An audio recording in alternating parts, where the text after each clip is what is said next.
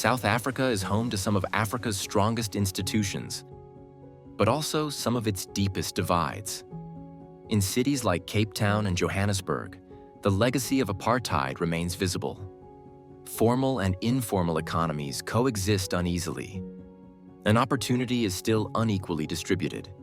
For many, especially young people, a stable financial future feels far away. The South African currency is called the South African Rand. It's an emerging market currency that has roughly 8 to 10% inflation every year. The South African Rand is not a currency you want to hold for the long term. It's a currency you want to use when you have to and then transact into assets that you can save. Because money is stagnant in country, natural consequence of that is going to be inflation. I can tell you, even from South Africa, which is the jewel of Africa, over the last 15 years, the Rand has weakened nearly threefold. There's a significant demand for stablecoins.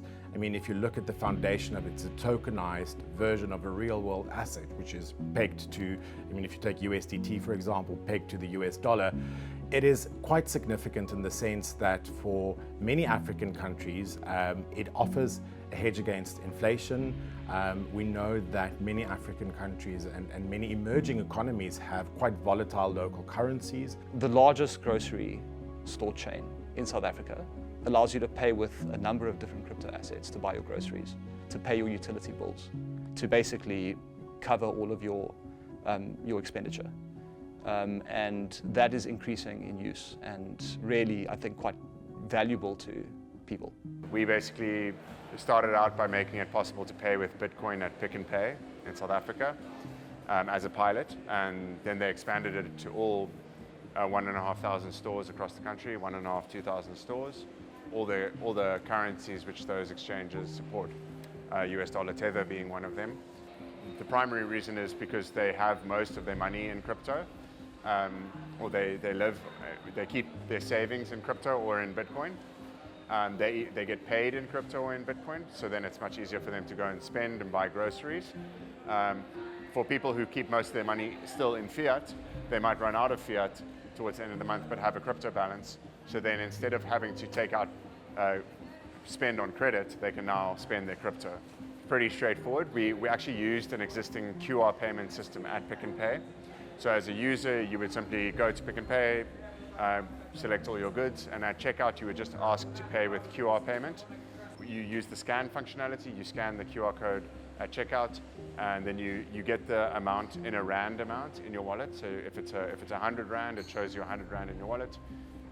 You might have to select which cryptocurrency you want to pay with, Bitcoin or Tether, and then you confirm the payment and then it goes through.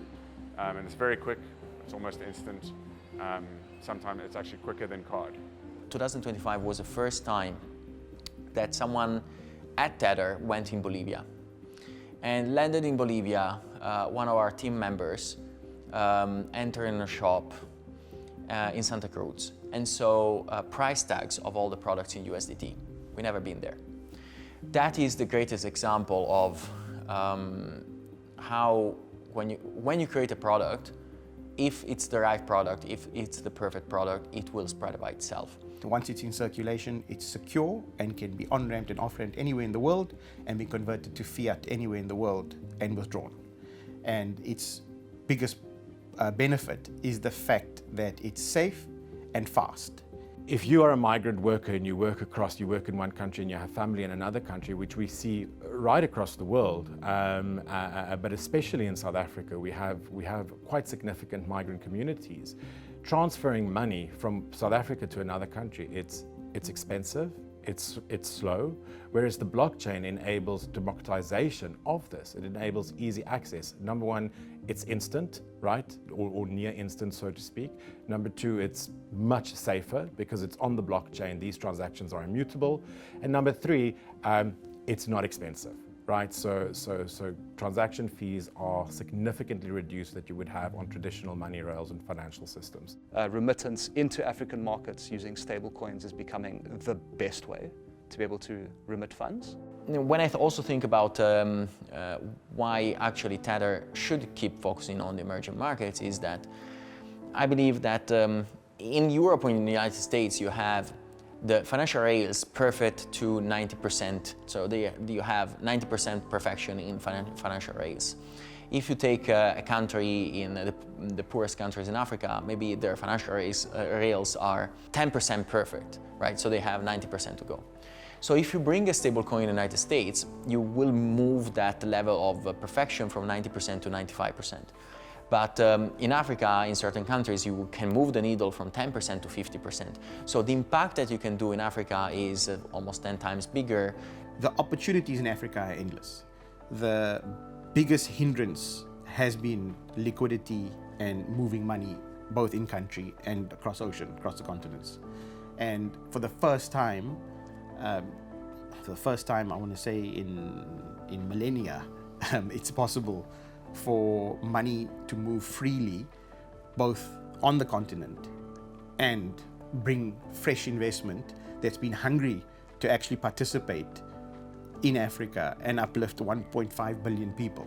With Tether, we understood that while everyone else was focusing on the richer markets, we could focus on the unbanked and still build a great business out of it, because now it's been said that Tether makes more money than Goldman Sachs and almost as much money as BlackRock. So it means that we didn't miss our target, and yet we are working and we are changing financial inclusion in a way that no other company in the world did. You know, you have all these NGOs and charities raising a lot of money and not moving a dent in financial inclusion. How is possible? The other thing that upsets me is how is possible that a small company like Tether did more for financial inclusion than anyone else. So people should ask themselves these questions and should get upset, as I am, if they figure out the answer.